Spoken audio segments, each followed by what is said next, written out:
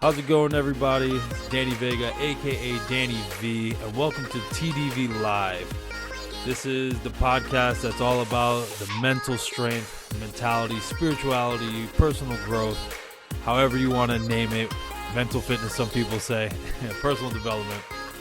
But this is for you guys, and I have a very special guest today, and I've known her for quite a bit now for our film work together. She actually helped me color correct on one of the short films that I've done for a friend. She has a lot under her belt, a lot of accomplishments. She's an Emmy winner for director for We Kept America Great. She also was Emmy nominated for that same film for editing.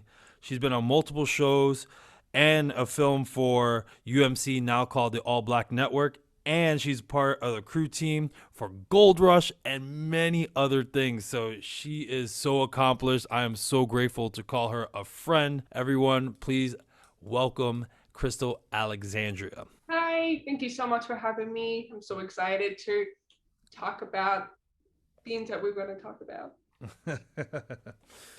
Yeah. So the first thing, Krystal, is the same thing that I asked you when I first met you. So just let everyone know, like, where you're from. Well, I am from Australia, born and raised in Cairns, which is near the Great Barrier Reef. I moved to Florida in 2015 to pursue the film industry goals. Here I am. I met Danny through crazy stuff. So it was amazing to be here today after all this time. So I can't wait for it. Yeah, I actually met you on Hoffy's Heart on our friend Robin's show. That was the first time that I met you. Yeah, everyone, if you want, look up Hoffy's Heart on YouTube and anywhere you can. Robin's absolutely amazing. And yeah, so we hit it off after, I was on her show, talking about my whole psoriasis deal and everything else. And yeah, it was really amazing how our ideas, your goals, my goals, everything was just on the same wavelength. So that was really cool. But the coolest thing that a lot of people don't know, that I was blown away to find out, is that you were born deaf. Yeah, that's right. I am profoundly deaf and I wear cochlear implants on both ears. So technically I'm hashtag oral deaf. So I talk, I don't sign at all. And I'm so honored to be able to hear it, like just like everyone else. Yeah, so let's touch up on that because, like I said, this podcast is all about mentality. Usually, if someone has some sort of impairment, whether it's physical, whether it's emotional, or anything else, it's very, very hard to get over an obstacle like that. So, what helped you get over this obstacle, if you may, and keep pursuing your goals? Because some people just entirely, once something happens like that, they just give up. Right. Well, luckily I had a really tough mom who wants me to have so many opportunities around. So that's what happened with the Cochrane plan, is that I had to go through a lot of training, a lot of speech therapy. So I had that drive since I was like 2 years old, learning how to speak, how to communicate, and how to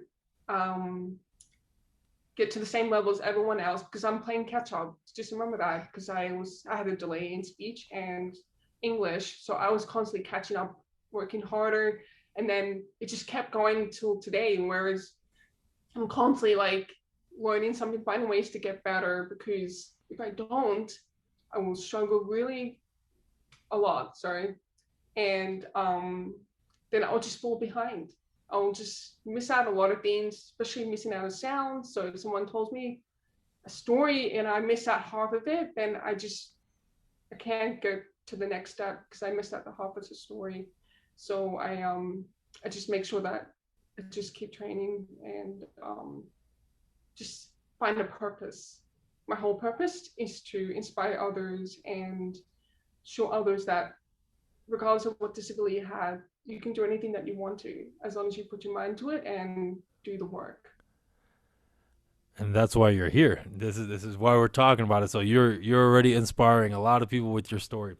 So you said your mom was a tough cookie. Would you say that's where you inherited your mental toughness from? I would say yes. She uses the think and grow rich principles, manifestation, and setting new goals, and having support, and just always asking for help. That's something that a lot of people don't um, embrace that because they think asking for help is a weakness. I'm like, no, it's a strength because when you have experts that helps you, like um, let's say your best friend is great with um, being in sport and you want to be better at sport. So you ask your best friend for help. Say, hey, I want to be like you. I want to be a sprinter. What can you do? What's your training? How can I get there? And see, you jump 5 steps ahead instead of doing it by yourself. So so with my mom, she grew up in the very tough world.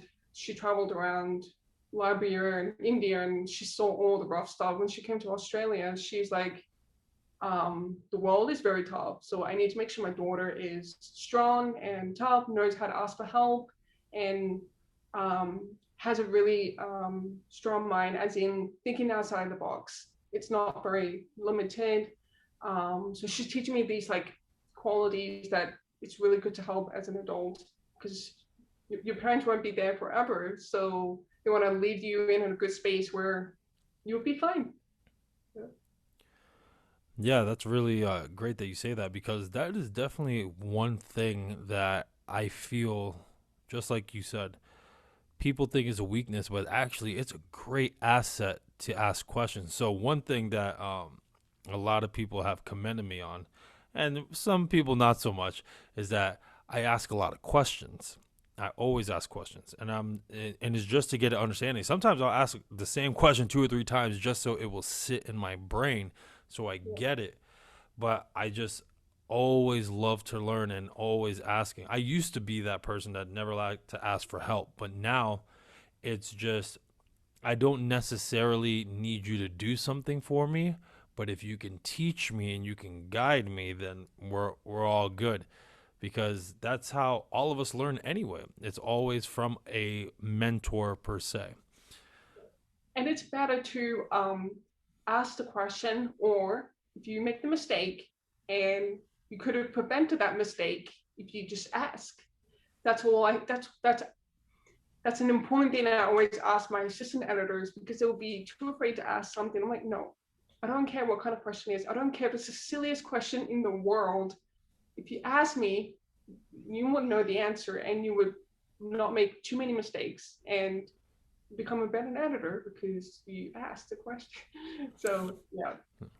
Yeah, I feel that. I'm usually how I how I state it. I'm like, hey, I gotta ask you a silly question. Just like if you feel some sort of way, I feel like that's an icebreaker. It's just like because you preparing yourself and you prepare someone. Oh, this may be silly, but then it's not really. Then they're like, oh, that's not a silly question. Da, da, da, da, da, da, da, da. And then you are like 3 to 4 steps ahead of where you were, previously. Exactly. So what made you get into film? So a lot of people, either in childhood or a certain experience, would just motivate them to be like, "Yep, that's exactly what I want to do." Do you remember that experience at all? Okay. That's a really good question because I feel like it was multiple it was multiple moments that really took me a while to realize, oh, this is what I really want to do. So what happened was that when I first got my hearing, I had to figure out how to learn sounds. So what I would do is I would watch movies with captions and stuff. So I would watch the film, understand what I'm seeing, from hearing. So I was constantly watching movies, learning the language, learning what sounds and what music it is. And my stepfather, he has a love for movies, so I always follow his suggestions of the 80s films, the 90s films, and so I learned all this art. People doing so many different art in film, and when I graduated high school, I still didn't know what I wanted to do. And actually, let me go back a couple steps. My high school actually offered film and TV media subject, and I was like, oh my god, that'd be so cool to see how it all came together, not just what movies. So I would be honored to be able to make one. So I studied that subject in school, and then when I graduated, um, I still didn't know what I want to do in the realistic world, because as an artist, no one believes in you can make it as an artist. So I was like, okay, I'm just gonna be realistic and just find something else. And my mother was like, no, if you want to do film, let's do it. Let's find a film school around you. So that's what happened. It's just kind of like exploring and experimental, and that's what happened. That's awesome. So how old were you when you got your hearing? I was almost 2 years old. I actually had a lot of complications for the first 5 years of my life. I was in hospitals most of the time. I always had needles. I had like a lot of scarring on my hands because of the needle going there.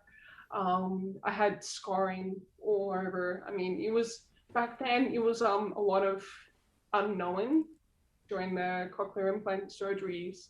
But now today, it's people were doing it when they were like 2 weeks old, the babies. So now it's like it's fine. But back then, different doctors weren't doing a good job.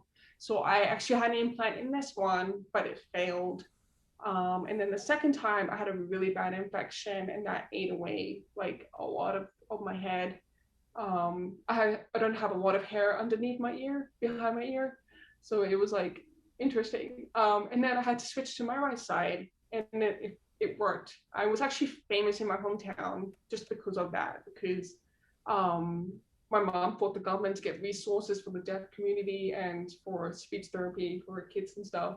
And so I had this one for like 24 years now.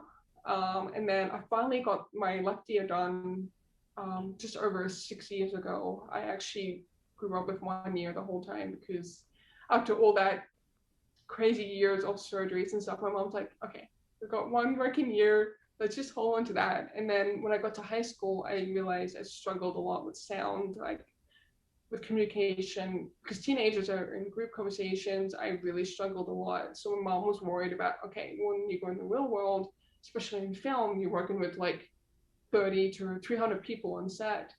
I need to be able to communicate. So my mom made sure that I got the second implant before I came to the US, and it was great.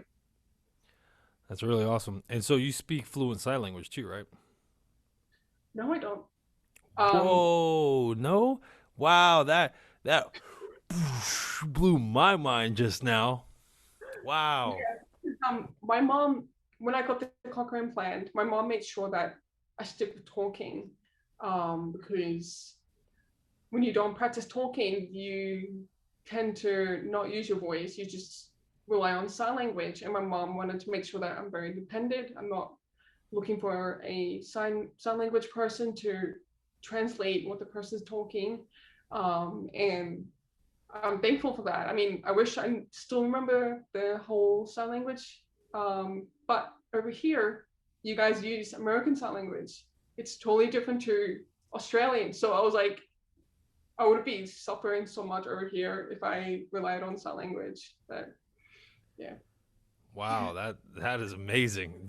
And it goes to show, like you were saying, that your mom just was like super tough. Like, nope, this is the goal, and this is where we're going.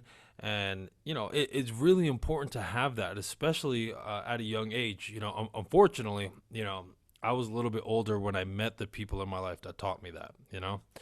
But it's always great to hear the parents that do. Like, it's like, nope, this is where we're going. So for you, how important is goal setting, and how frequently do you do it?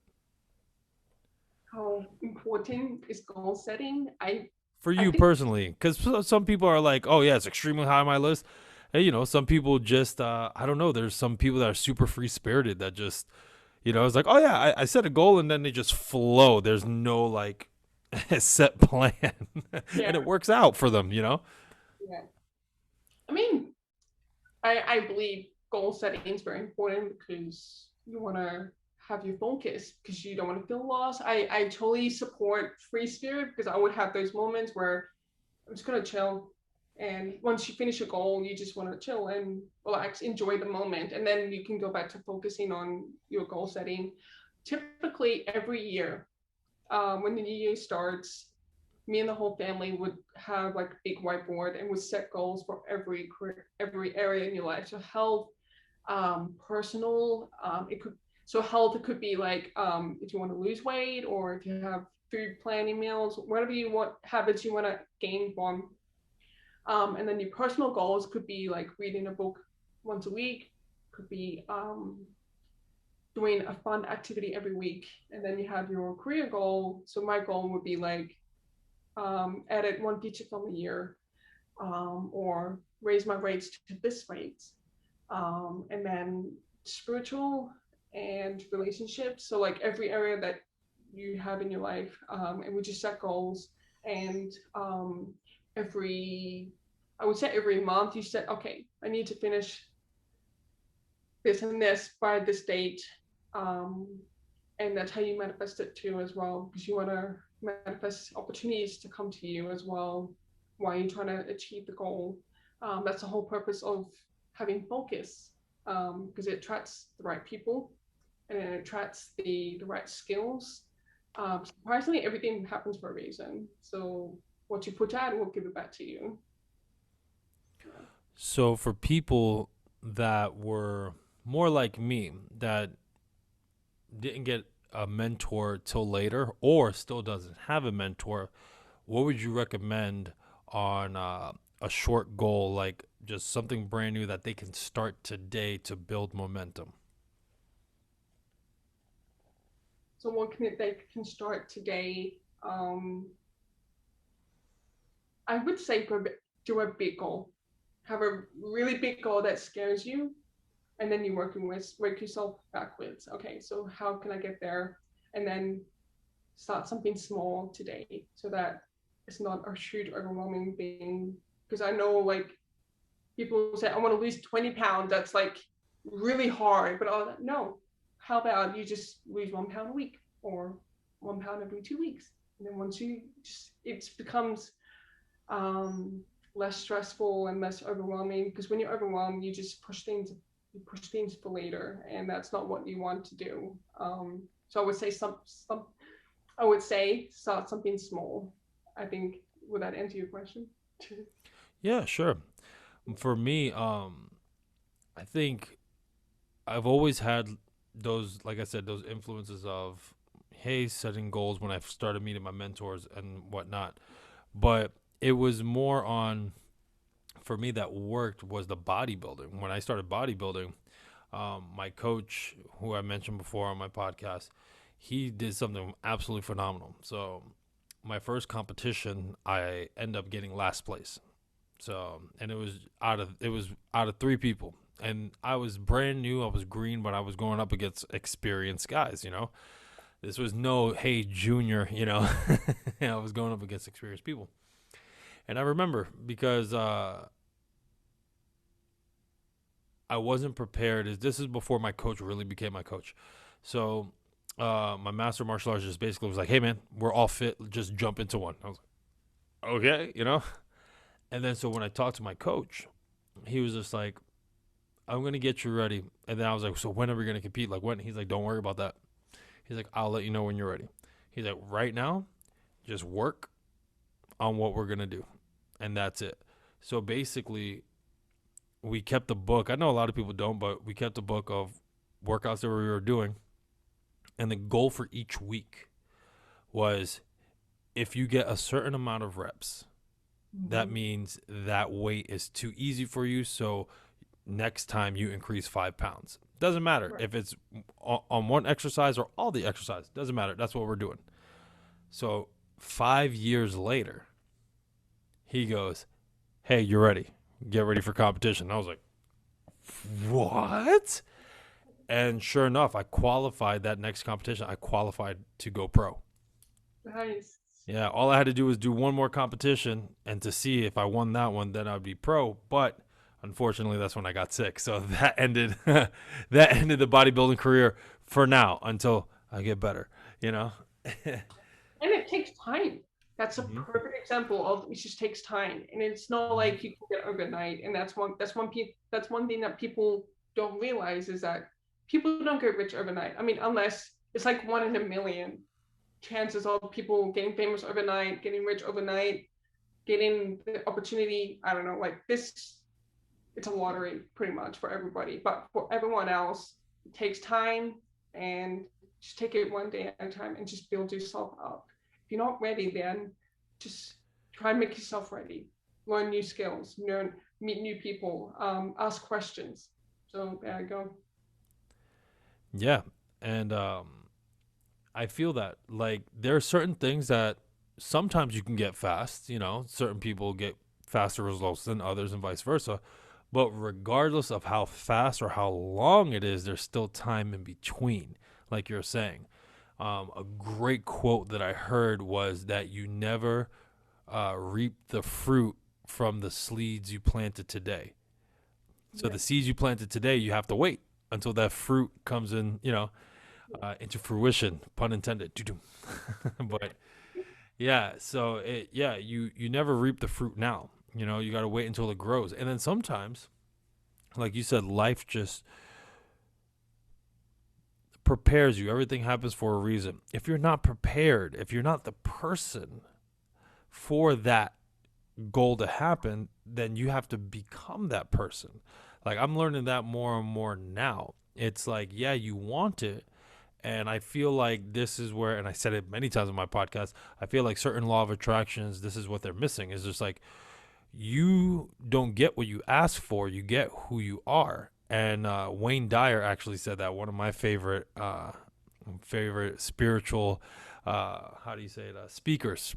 Yeah. And yeah, he said that, and because they asked him to be on The Secret, and he's like, I stood far away from it. And he's like, because you don't just get what you ask for, you get who you are.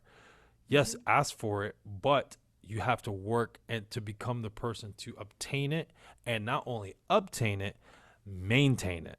Because a lot of people that get rich quick, that get success quick, they often fail in the long run. Why? Because they're not the person to maintain it. So Yeah. I think that's important. I think they when you say maintain, they meant like to maintain it, you have to keep challenging yourself, because then if you don't maintain it, you just get too comfortable, and guess what? You fail. That's that. I totally agree with what you said. So I'm so glad you said that. Yeah, absolutely. And I agree with you. It's the same thing with muscles.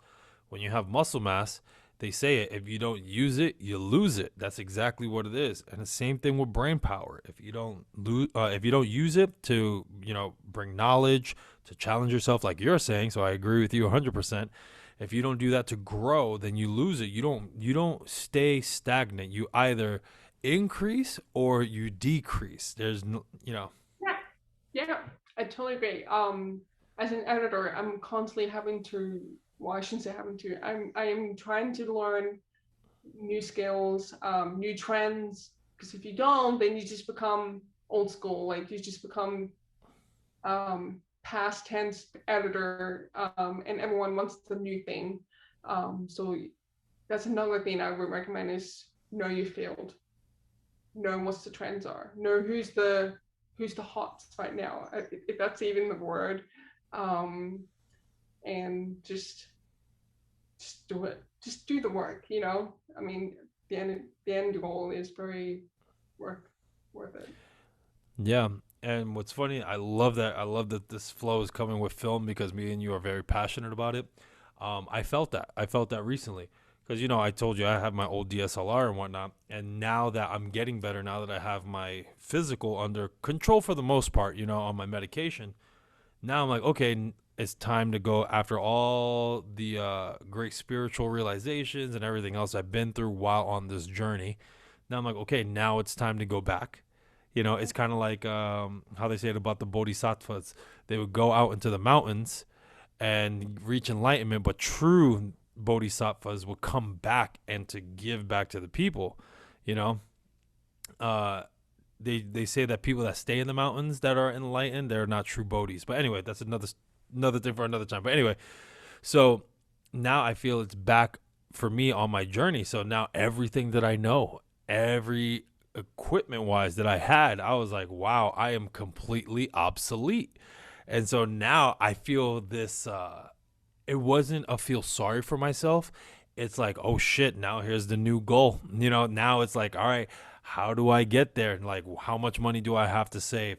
I don't have to overspend because I have financial goals too. So, I have many different areas. So it's like, how do we balance this out? Maybe I can get this mini tripod that I'm using now to make my videos clearer for my podcast. Okay, cool. Check. Now, what's next? Oh, I need a better tripod. Oh, I need a better camera now because I had a mirror camera. Now everything's mirrorless, So it's like, what's next? And then after that, on big sets that you work on, they don't even have the handheld cameras. They have the huge cameras that everyone uses, So it's, I definitely agree. It's definitely know your field. But to add to that, we need to make sure that we're in a field that we truly, absolutely love. Because I feel sometimes the idea of something sounds great. Yeah. But once you start doing the work, you're like, oh man, this is not for me. And which is okay, but I feel like some people are ashamed if they're like, oh yeah, I'm going to do this, I'm going to do this, I'm going to do this. And when they start doing it, they don't necessarily like it. But because they said they were going to do it, they try to drag themselves along. I feel that instead of dragging yourself, you should know yourself, be aware of yourself, know what you truly love, because that is where you're going to excel rather than be mediocre and dragging yourself. What do you think about that? I also think it's the purpose as well. Like, what's the purpose of doing what you want to do? So my goal in film is for me to share people's stories, spread awareness, and create art. So that's the purpose behind of why I'm going into film. So I think that's part of avoiding things that do, like, oh shit, oh, I didn't mean to swear. No, you okay? You're good. We Yeah, curse on this podcast. It's fine. well, oh shit, I did this thing and I told everyone I was gonna do it. Maybe that will help avoid that situation, is to realize, okay, what do I really, really want to do? Because they might, like you said, they like the idea of, oh, I want to be this director, I want to be this thing. And then they realize that what directors do, like, oh, that's not my thing. Why don't you just, I don't know what I'm trying to say here. So what's your question? Sorry. No, it's just that. So you agree. You agree. So yeah, you definitely have to have the love and the purpose behind things. It's your why. Why are you doing things? Because if you don't have the love for it, then you're just going to, like I said, you end up going to stagnate, or you're not going to be able to do it. So rather than force yourself to do something, Right. you should just be self-aware. And I'm glad you agree. That's why I was asking, do you agree on that? And you do. So for people that want to get into film, because like I said, it's pretty amazing how you have this limitation, but you're way overcoming it. You're like, I'm not letting that stop me. Obviously influenced by your mom. So where do people start? Because obviously you hear everybody under the sun is like, hey man, you got to network. Hey, you got to network. Or hey, you just got to hustle. You got to hustle. You got to network. But no one necessarily tells you, hey, and points you, this is where you start, Right. then start going. If someone wanted to get either into directing like me and you, or even editing like me and you, or you and I, where is the first step that you personally would point them to? That's a really good question. I totally agree with the whole I totally agree with the whole networking part, but also to start, I think is start learning. So start looking up YouTube videos about how to be a director, read books that helps you, give you the knowledge. Because when you talk to people like potential clients or potential crew members that you want to work with, you want to prove to themselves that, hey, I'm worthy. I want to learn. I want to do my best to get on your set. So where would you start? Like, how do you find these things to network? So I know that on YouTube, like you're saying, which is very correct, that you can learn a lot. YouTube is like a university in itself, with all the knowledge out there. Some people go to film school. I didn't. I was self-taught. Luckily I was blessed with some skill. I'll say a little bit. But I had friends in the industry that did help me out, like you said. So for me in Universal Studios, when I worked there were a lot of artists there. So obviously there was a lot of connections there, especially the martial arts guy that I grew up with that I told you, Walter, that's now a big time stunt coordinator in all these films and whatnot. He was the reason why like I got into certain things, you know. But for some people that don't have that, do you recommend a film school? Do you recommend, hey, just going on Facebook or Craigslist? Like, what is your process? What would you tell somebody how to do something like that? Well, I did start film school, so I would recommend if you have the money and you want to get access to equipment and knowledge, I would definitely recommend film school. But if you're not the kind of person that likes to go to college or you just don't want to pay, I recommend like looking up film organizations locally because they have so many events that you can go in there um, and find a mentor. I would like Google, okay, who's the most successful camera operator in Orlando, like where you are, and you can look up these people and just contact them. Just email them, say, hey, I'm interested in being an assistant to you. Would you have me on board? I would love to learn. Or you can always start from the bottom, which is production assistant. That's the best way to get into the film industry is to start from the bottom. So what happens when you start from the bottom is you get to fill out the whole set, you get to meet everybody because you're the PA. So you're supposed to help everyone that allows them to. And that's how you get yourself around. You introduce yourself. This is who I am. This is what I really want to do. But I am a PA today. So what can I do to help you? And that's how you impress everyone that you want to meet. That's a good way to state that. I've heard that a lot too. But there's one thing that happened to me, my experience, which is really crazy, and I never shared this with you, so I hope you'll get a kick out of this. So when I moved to Atlanta, because I moved over there, I was doing some background work due to my roommates, because my roommates they were actors, and I wasn't getting any at the time any agents because they in Atlanta because they're big time now. They're like you could only submit from this date to this date. And so when I moved, they were all closed, and I was like, "Oh no! Like, what am I gonna do?" And the only ones that were open were like super big time agencies, and I submitted my small little stuff, and obviously they're like, "No."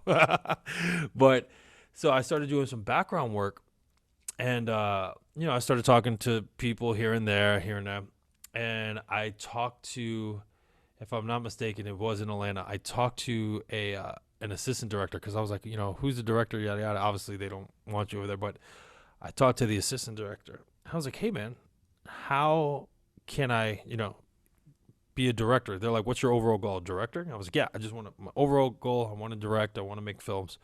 Like, what should I do? And he goes, you have two options, man. And he goes, you can start from the bottom, or everything's digital nowadays. He's like, just create, post them out, post them out, post them out. He's like, send it to other directors, just send it. He's like, because he goes, most people now, for directing, anyways, most people now, that's how they're getting recognized because YouTube is getting so big that people are getting noticed on YouTube and social media. So he was just like, the more you create and the more you post out your stuff, he's like, then you can catch someone's eye, or he's like, send your stuff to people, send them to directors, So that's the way that, I want to go personally, because like you said, I didn't have the finances for college or any of that.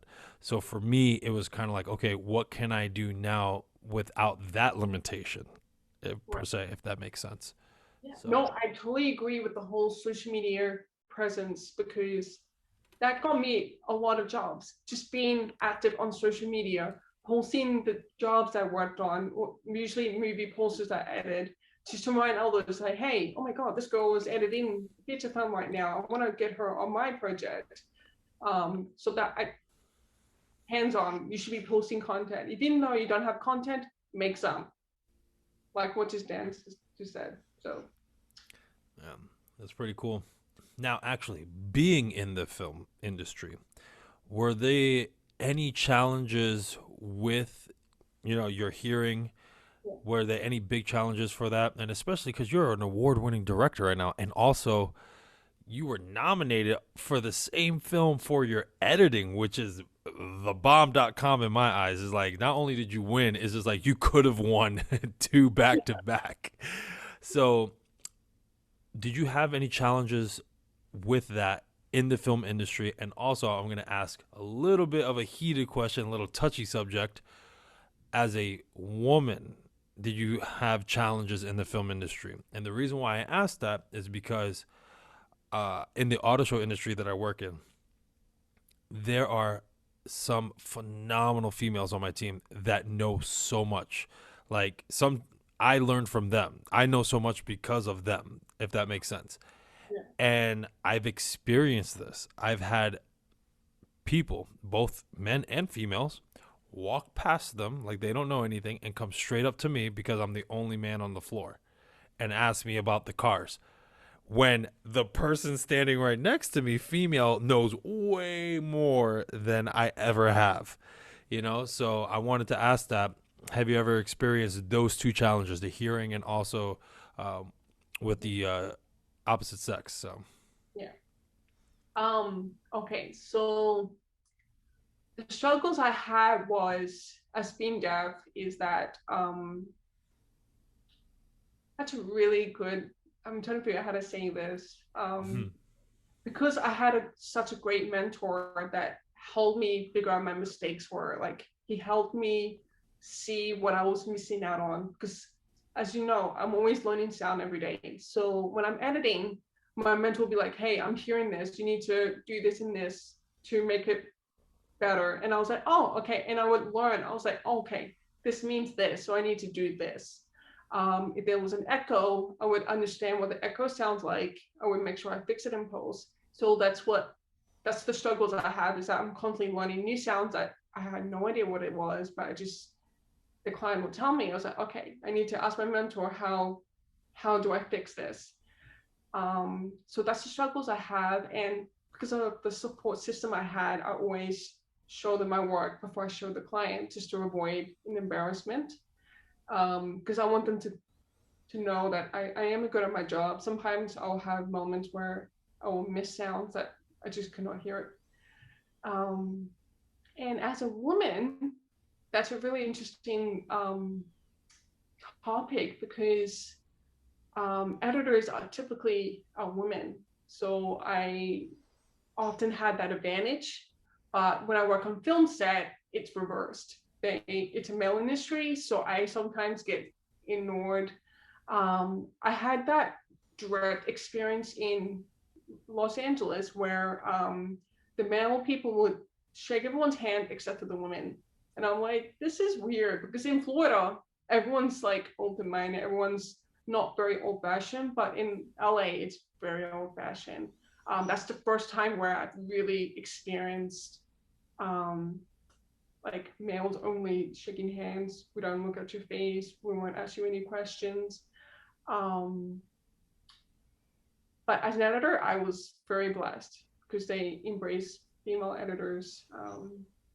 So yeah. it's really interesting you say that because California is known for being, very how do you say it? Open, very artistic. You know what I mean? Very like everything is like it's all love. Like you hear that. No, seriously, you hear that from California. But so to hear that side of this, the industry in California, that's pretty intense. I didn't think it was like that. It was a later generation, but I don't know what generation really changed everything where they accept equals, but it was the older generation where they're like, no, I'm old school, don't even dare come to me, that kind of attitude. But the younger generations were like, come on, what do you need? What do you need? They're like very open minded. So I totally agree with you. It's changing for every few years, but it's getting better. But there are times where like, okay, not today. It's not gonna happen today. So hopefully it'll happen tomorrow to be better. So we're gonna talk about the Emmy now. So how'd you get there? Well, anyway, let's backwards. Let's backtrack because you've been on a couple of crews. You've been, you're on the Gold Rush, crew. Um, how did you get your big break per se? Like, how did you get that leg into the industry that now everyone's like, "Yep, we want you on our team." Okay. So sure, I lost my question. So you said how did I get to the Emmy? Is that what you're saying? Well, we're gonna get there, but how did you get like your big break of like people wanting you consistently on their crew? Okay, gotcha. Um, what I normally do is every time I go on set is introduce myself to everybody, and I just work really hard impressing everybody or my boss. So usually I used to do assistant camera. So my job is to look after the DP. Whatever he needs, I have it within seconds. I make sure I'm always thinking 2 steps ahead. So that what that happens is it makes the DP feels less stressed and they like you more and they'd be more open-minded to refer you to other people or bring you on to the next project. So you really hustle on set. And also they love that you're a friendly person, you're a very team player person, um, and have a really good attitude because no one wants to work with an asshole unless you're a first AD. But and that's how it slowly builds up from there. And also obviously constantly learning. So like finding out what's the camera's going to be used on set. So you would do your research and say, okay, this is how the camera works. If there's errors, this is what you would do so that when you go on set, the DP will have a problem with like, I know how to do this, and then we'll fix it for you.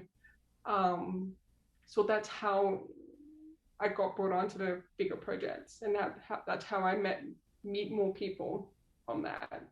Just So, being what was your first project? What was the first project that got you into those other ones? okay. So I worked on a web series local in Orlando, and I was the editor for that.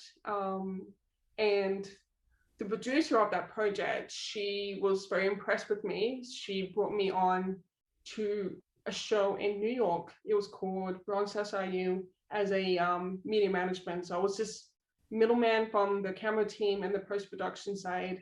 So I was there doing the typical work hard, hustle, meet everybody, and the producer he wanted me to edit a scene to see how it comes together, and he was like, "I'm still looking for an editor for this show. Would you want to edit this?" Because the referral from the person told me that you edit as well, so I was interested to see the scenes.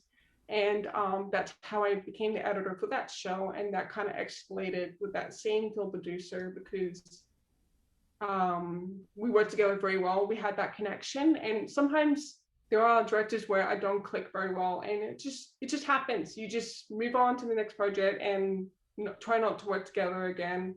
But with this guy, we're connected. So he kept bringing me on to the next project, and that was for UMC, which is now called All Black. That's how I got on all those shows and these films for that. That's awesome. You see, kindness goes a long way, doesn't it? So, Sure. in in the film industry, have you? Because every every profession they say they have this, but I want to know because you're more into the film industry than I am right now. Have you ever felt there was any high school drama on sets? Does that even exist? Because usually, like a crew, you're there for a long time. So, is there any of that you've experienced? And if so, how can you keep a strong mind? Because I say this is because when you experience drama like that, sometimes you can accidentally, if you're not careful and aware, get sucked into that world. And then you're like, what am I doing? Yeah. So, how would you, if you did experience any of that on set? Yeah. what are some mental tips that you're just like, nope, this is what you got to do to stay focused? Yeah. It's funny that you say that. I thought it was not normal, but the more I worked on sets, the more it's like high school all over again. Typically, I don't want to blame the roles, but typically the makeup artist's room is the gossip room. Like as soon as one actor says something, everyone knows, and it's crazy. Um, and then someone will be like, "Hey, I have a story. This happened," and then it just like passes on to everybody. So what I would do is actually it's really easy to get stuck into it because there are some really funny stories, but some are really like big drama stories. Like the DP will have in a relationship with another crew member, or the actor is doing something with another actor, and he's just like, okay, okay. So I would hopefully just keep your head down and just speak up. Say, hey, I'm working right now. I don't want to hear your story. Maybe another time. So like constantly, I don't know what to say because your career is like your family. So sometimes it's hard not to ignore the stories or the support from another person because you're working together a lot, like 12-hour days, 6 days a week. So it gets closer. So I would think the drama would kind of get less towards the end, but I honestly don't have strong advice. I mean, you just gotta learn how to keep your head down or to say, no, I'm not interested in your story or the drama. Well, how would you say that nicely? Without sounding like a dick. I mean, like, I'm being honest.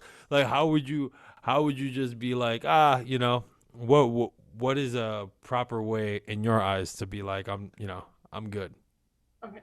Well, luckily, I'm the person that works on the laptop all day long. I'll be like, sorry, I need to keep working on this. The producer's asking for this scene in 30 minutes. So can you go? That's something I would do. But if I'm like on break or something, I'll be like, oh crap, my phone's ringing. I need to go into this and then walk away. That doesn't always work. I know. Um, I would just say I don't want to hear that now. I'm too like I don't know. I think they know you well enough to know, okay, this person's not interested in the gossip. They will Yeah. move on to somebody else. I mean, especially like your family. So they should know. I mean, Yeah. but yeah. That's cool. So it happens everywhere. So there you go. All right. So getting to the Emmy now. So how did that opportunity come? Okay. Like, because you did edit it, you did direct it. So was it your film or was it a client's film or how did that work? Okay. So it was actually a client's film. They were the producer of the concept. So how I met these people, I was actually doing an internship with them. We were doing fitness videos, and they were telling me that this great documentary idea they wanted to do. I was like, yeah, I'm down. Just let me know. So I was technically their what you call it, like a video expert. So I was the one that's like shooting it, editing whatever the content they needed for their business. And a year later, we had a break for like a good 6 months, but a year later, they called me and said, hey, we're ready to do the documentary. Are you interested? I was like, yeah, I'm down. So they flew me to Washington, D.C. Um, our whole purpose is to focus on one topic, which is African American slavery. So we're in Washington, D.C., filming content, man on the street, interviews and stuff. Certain professors and stuff like that. So when we came back to Orlando, we created like a trailer pitch, and they try to like go to different networks and find it, but the time wasn't right. Um, it's funny how world works like that. Like how some films should have been so successful, but the time wasn't right. And one thing I could tell straight away is that the Star Wars, it came out at the right time with the right type of story and the theme of it, and it just blew up the internet for that. Well, there was Are no you talking internet. about the original or are you talking about the The original, sequels? the original Okay. after war. No, no. Is it Yes. Chapter 4? Yeah. Yes, A New Hope. Yes. Because I was watching behind the scenes video and they were saying that this is a stupid concept. What the hell? Why are we doing this? But George Lucas was like, no, we're making this film. And guess what? It became a multi-billion-dollar franchise. So I do believe in everything has a timing. And now there's a lot of films where it got, sorry, I know I'm going off track, but I just want to make a point that some films did get bad reviews back then, but now it just becomes a classic. Yeah, So cult classics. That's how they work. Yeah, one of my favorite cult classics, The Fountain with Hugh Jackman. That was an incredible movie. I'm not gonna lie to you. I know this is not very manly to say, ladies and gentlemen, but I cry every time I watch that movie. Every time I watch that movie, I cry. When it first came out, it didn't do well, but it's been a cult classic ever since. Same thing with Donnie Darko with Jake Gyllenhaal. mhm. Absolutely incredible film.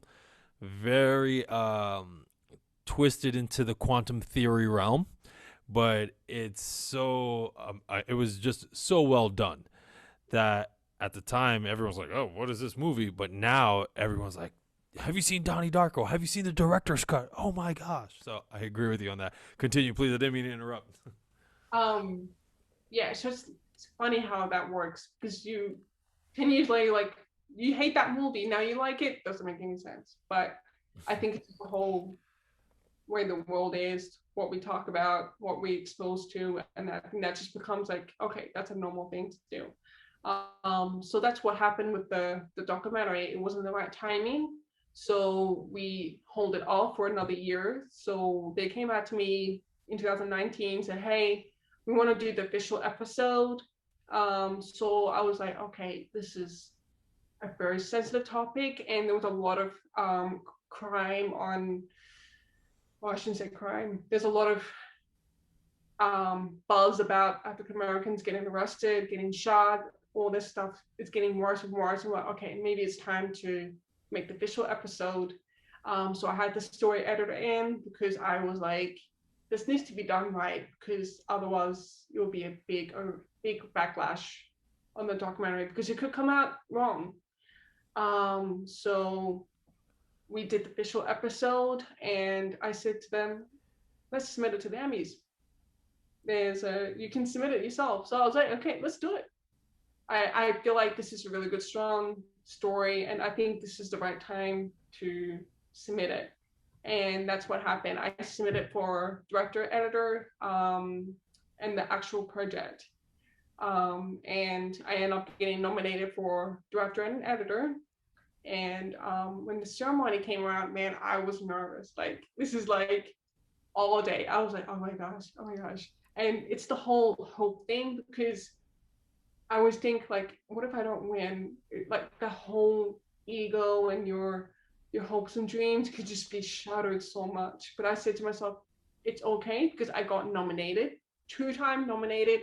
I'm happy with that. If I win something, fantastic. Then that means I can use that title to help more people and get more opportunities for others as well when you work on the project. And I remember at the ceremony, they did the editor's category first, and then I didn't win that one. I was like, okay, all right, let's wait for the director one, and end up winning that one. My reaction to that was, I was so much in shock. And then even afterwards, you have that high feeling, but you just don't know what's going on because we didn't have a ceremony because of COVID, so it didn't feel like it really happened. Um, I had to keep watching the video to make sure it did happen. Because I was watching it on the TV, in my room. So I was like, okay. I saw the video. Your expression would be just like anybody else's. It was absolutely an incredible moment to see. You know, Yeah. you yeah, you can see the joy that it brought you. It's really touching too. It's a really touching video. So you can just submit your stuff to the Emmys. Is there a fee? You know, Yeah. This is the local ones where you can submit it to. There's a fee. It can get expensive the more you submit different roles or different clips, it can get really expensive. That's why not many people submit to it. Um, but at that time, it was like, no, it's time. And getting an Emmy was on my goals list for a couple of years. After experiencing one of my coworkers, he won an Emmy for editing. And I was like, man, that'd be cool. I want to get that. So for 2 years, I was manifesting it. I was like, okay, what can I do to be the Emmy worthy person?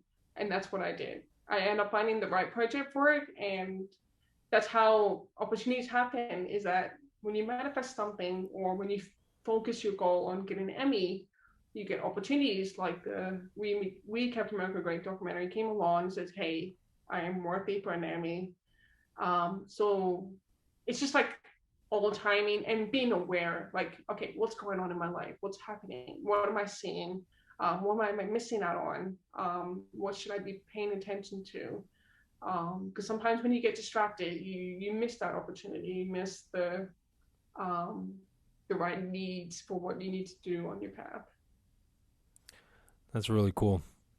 Okay. It's definitely really cool, especially because a lot of people with big dreams, to hear your story, to hear your journey, it's absolutely incredible. So let's get into a little bit before we wrap up. Let's get into a little bit day-to-day routines. So what are your routines? Because we talk a lot about manifestation, about vibration, a little bit of law of attraction stuff.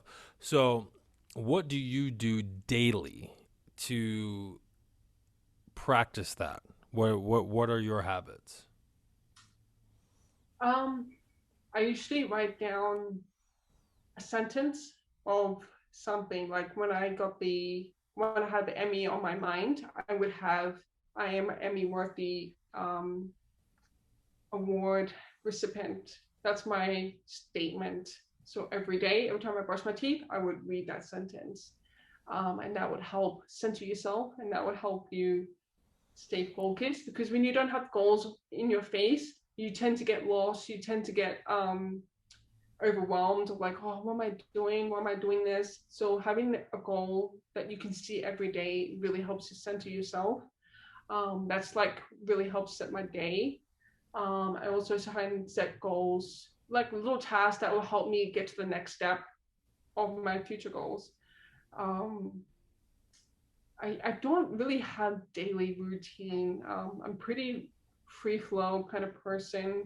Like I will tell, like if I've been burned out twice. I have two burned outs in my lifetime in the film career where I could not edit. I just get really burned out where I didn't have the passion for it. That really scared me a lot, because I was like, why am I doing all this work and I just get burned out? So what I try and do is that notice for the signs. Because sometimes, well, I gotta say, I'm a workaholic, so I'm always working, I'm always I need to do this and this and this to get to where I am. And because of my status in the country on a work visa, I had to impress the immigration. So I'm constantly fighting for myself, fighting for the portfolio that I need to impress the immigration to stay in America longer. So that kind of hurt me a little bit, because when you work too much, you don't get enough self love and self development for yourself, and enjoy life as well. So that's what I do. I try to notice for signs, stay focused, remind myself of my goals, and just make sure you do your own projects, because doing your own projects really helps you expand your creativity and get inspired.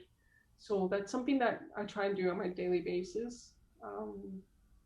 But like I said, I'm just free flow. If today is not the day, that's okay. At least I'm doing something that's somehow keeping me stay on the path. Yeah. Well, that's cool. So you're more in a free flow state. I personally, and I've said it on this podcast too, I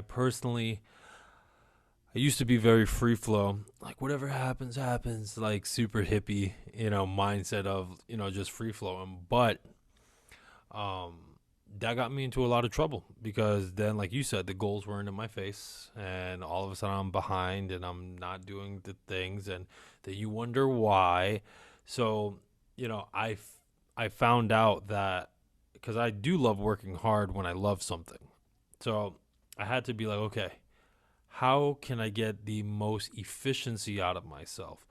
And as much as I hated it in my younger years, I have to have a block schedule. That actually what helps me the most. There are certain days that I don't do anything, and um, I kind of feel sometimes like I enjoy it in the moment, but then Yeah. after that, like let's say for instance, if I was too careless, because there's a thing of doing that. If I'm too careless and I just don't remember things, or I forgot to write certain things down or whatever, then all of a sudden come Monday, I'm like freaking out, like, oh my God, I forgot to do this and it's due today. And, Yeah. so I feel like for me, I have to find a balance road because the goal is, and honestly, I love um, this entrepreneur. I got to meet him, Gary Vee. He said, if I'm not mistaken, he doesn't work weekends. As successful as he is, you're like, wait, you don't work weekends, and Yeah. weekends are dedicated to his family. Um, So, which is dope. So Monday through Friday, he's like, I kill it Monday through Friday. He's like, but Saturday and Sunday is for my family. So, and that's a goal of mine as well. Like I want to be able to be in that state that's like, okay, family Saturday and Sunday. Now, I feel like I don't have that opportunity just yet, but soon. That's a goal of mine. So I can't be too free flowish. So yeah, that's what works for me. So going on to habits and exercises, are there any books that you read that not just in film but that expand your mental and your spirituality? And if so, what are your top 5 books that you would recommend to people? um, shit, I should prepare this because I can't remember what I've been reading.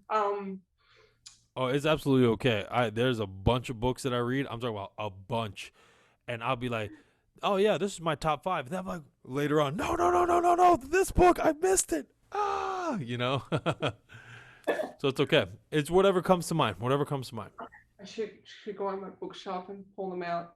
But I can remember the only book I can think of right now, two of them right now, is Think and Grow Rich, and there was a book for editing which is called Art of the Cut.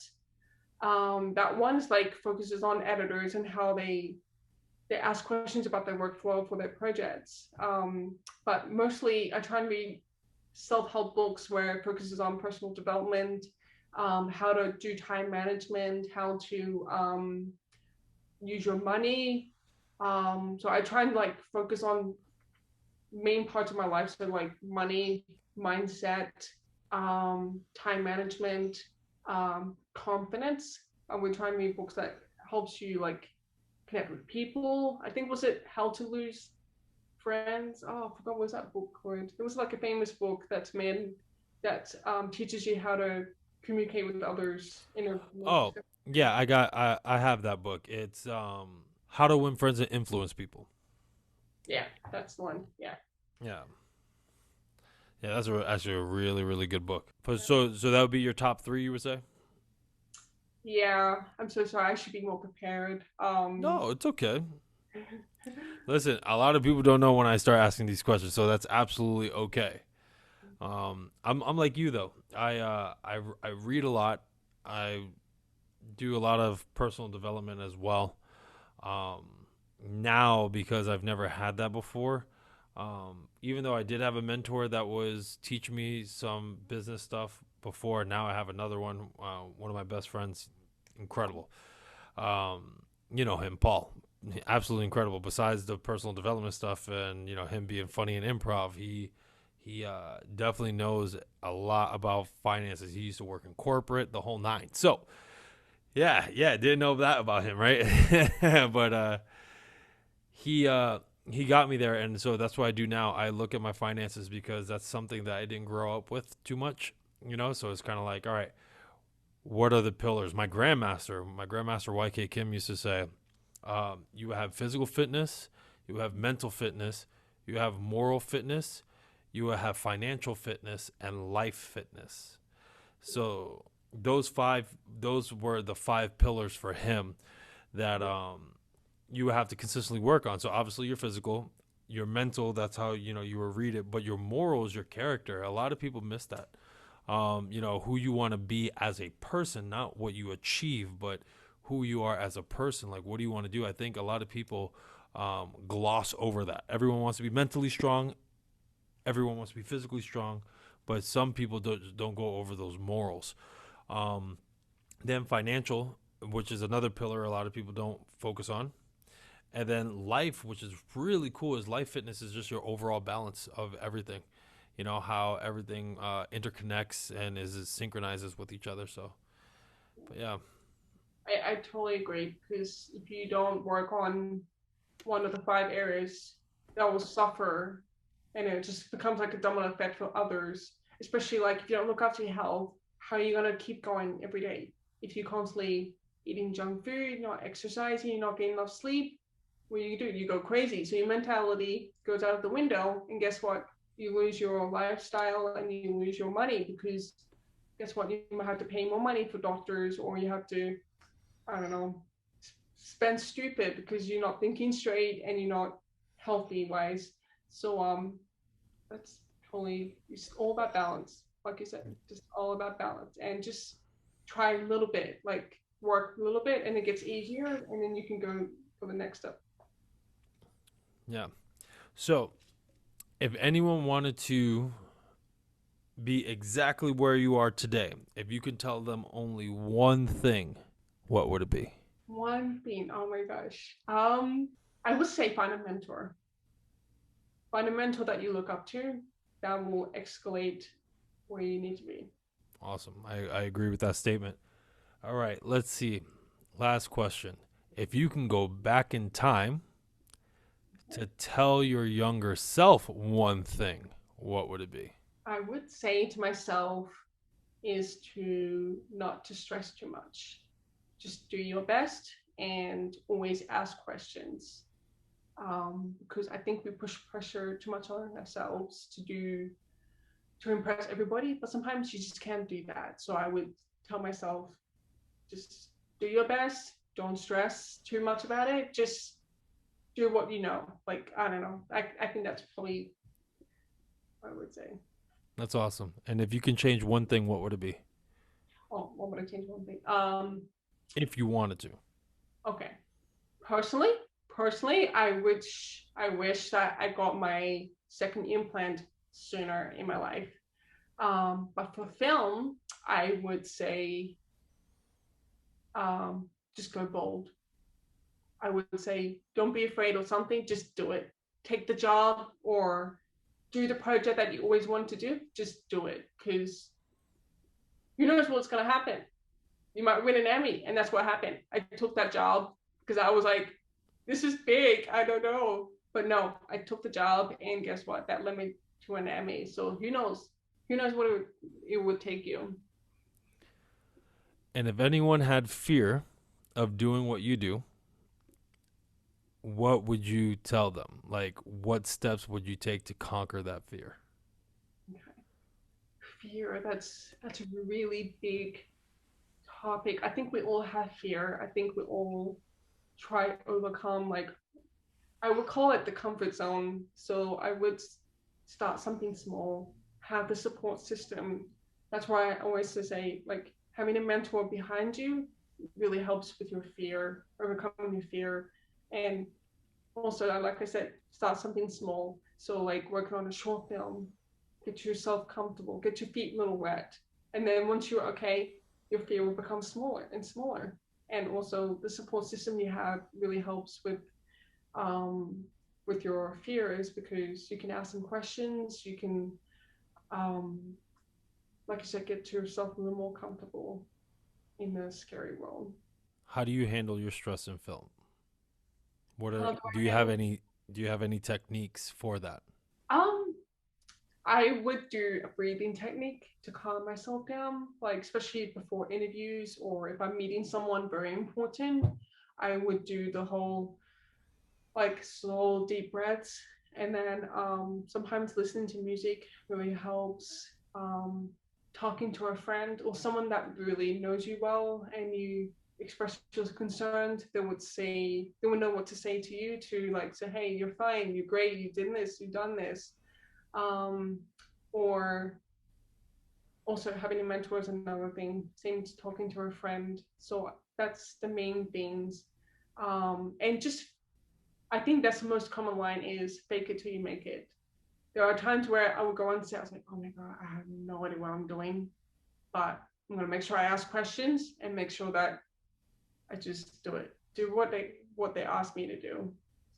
So what's next for you, and where do you see yourself in the next few years? Well, I had this really big job opportunity in Alaska. I'm going to be leaving in June. It's going to be 4 months. I'm going to be on a crew team for Gold Rush. So that's a really cool opportunity. Probably one of the biggest jobs I've ever done in my life.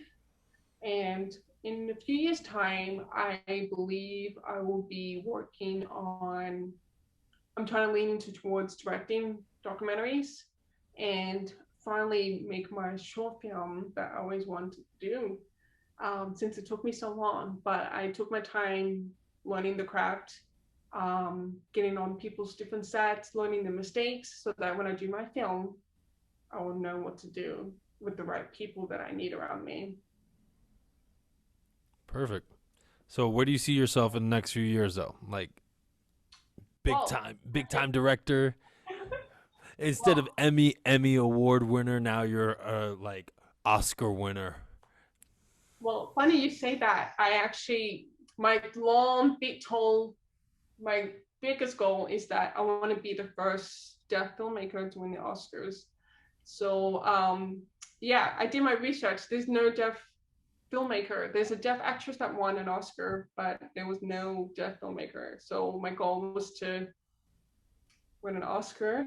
Could be directing, could be editing, could be anything. So yeah, that's my long-term goal in the next 5 years. That's awesome. That's really cool. All right, so Krystal, go ahead and promote whatever you want to promote. How can we find you? How can we find your stuff? Okay, so I have social media platforms where it's under Krystal Alexandria. My company is called Krystal Clean Media with a K. And that's me. And we'll have all those links in the descriptions below. Ladies and gentlemen, that was Krystal Alexandria. Thank you so much for coming to the show. I appreciate it. Thank you so much. You're amazing. Thank you. So, ladies and gentlemen, that's all we have for today. We love you. Be safe. And we'll talk to you next time.